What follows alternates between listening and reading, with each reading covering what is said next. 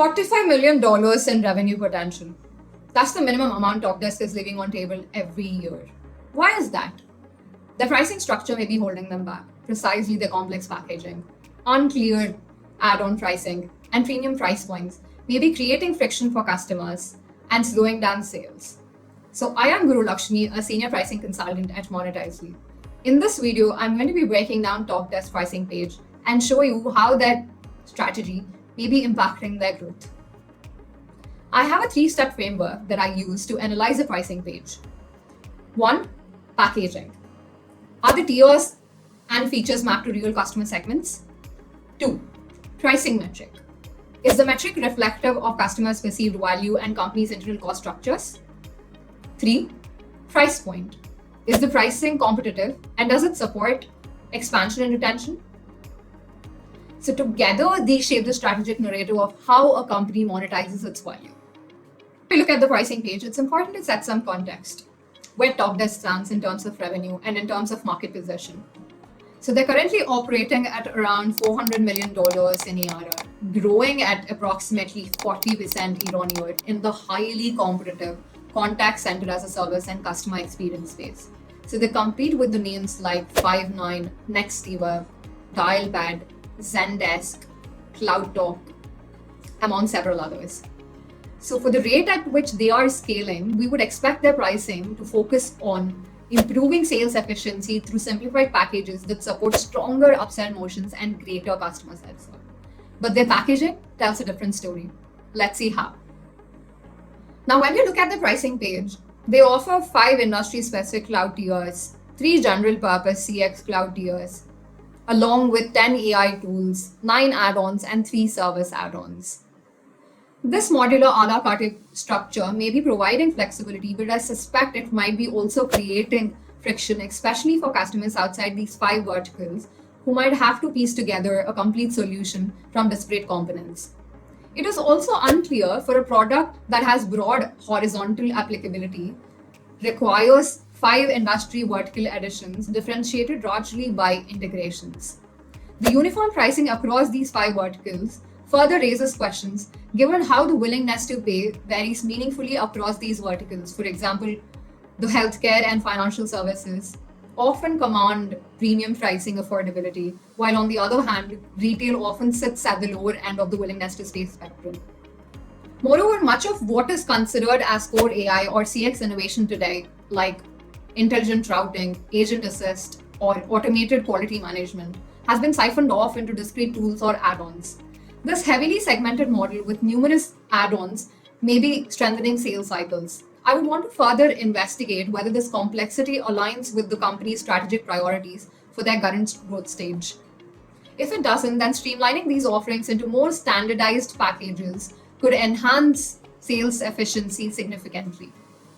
So from a consultant standpoint, if accelerating sales velocity is a key objective, then we recommend restructuring packaging into 4 clear tiers: 1 digital first entry tier, 1 voice focused tier, a consolidated mid-market option, and a flagship enterprise offering that caters horizontally to all the industries.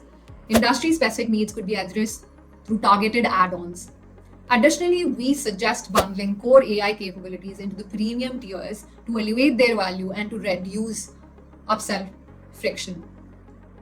Furthermore, if the customer segmentation is skewed towards mid-market, then consolidating select add-ons into more standard packages could simplify decision-making and reduce purchase friction. Or conversely, if they're more enterprise-focused, then maintaining the flexible a la carte model could be better suited to accommodate bespoke needs.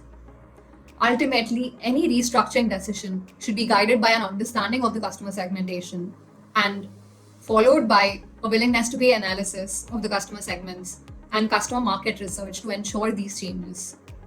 So simplifying to 3 to 4 core plans, each thoughtfully bundled, can dramatically improve both customers' decision making and internal sales operations while still preserving the flexibility through targeted add-ons. Now let's moving on to the next step in the framework, which is the pricing metric. So Talkdesk uses dollar per user per month as a metric, which is a fairly straightforward model, where the customers pay per agent license per month. As a general rule of thumb, we would want a metric that balances both customers' perceived value and the company's cost structures. We think that dollar per user metric fits fairly well for Talkdesk's product line. Let's see why. So dollar per user per month is a fairly strong metric match for this kind of model because it scales proportionately with the number of users benefiting from the platform's abilities, aligning customers' costs with the platform's delivered value. It also provides predictability, which the customers appreciate, along with fast deployment, which is it can be set up quickly without complex installations and little IT overheads. So we think that dollar per user per month strikes the right balance for Talkdesk because it fits fairly for its product line and it is also widely accepted in the industry. However, the ambiguity around the pricing model for AI tools and add-ons is a missed revenue opportunity. In cases where usage varies dramatically, such as for AI speech analytics or transcription, a dollar per minute or dollar per usage unit could be more accurate. Several competitors already use these models for advanced tools, balancing scalability with cost attribution. Ultimately, the dollar per user per month works well for the core offering, but as Talkdesk leans more into modular AI innovation, it will need more clearer and strategic approach to metering and monetizing those tools. Now, lastly, looking at the price point. Talkdesk is premiumly priced compared to most of its competition. Let's get into the details. So when you look at Talkdesk pricing, its entry-level digital is priced at $85 per user per month, while the voice is at $105. Then the omni-channel climbs to $165, while the industry-specific cloud tiers are at $225 per user. Compared to the peers, Talkdesk is premiumly priced. For example, NICE starts at $71 for digital and $94 for voice, while Zendesk starts at $55 and Dialpad is at $80. There are other several challengers like JustCall and CloudTalk that offer much cheaper entries. This raises a key strategic question. Is Talkdesk intentionally pricing high to signal premiumness, or is it unintentionally gating adoption? In our experience, price points this high need to be backed by unmistakable feature differentiation and outcome-driven value. So we recommend conjoint-based analysis to evaluate segment-level willingness to pay and calibrate the entry-level pricing accordingly.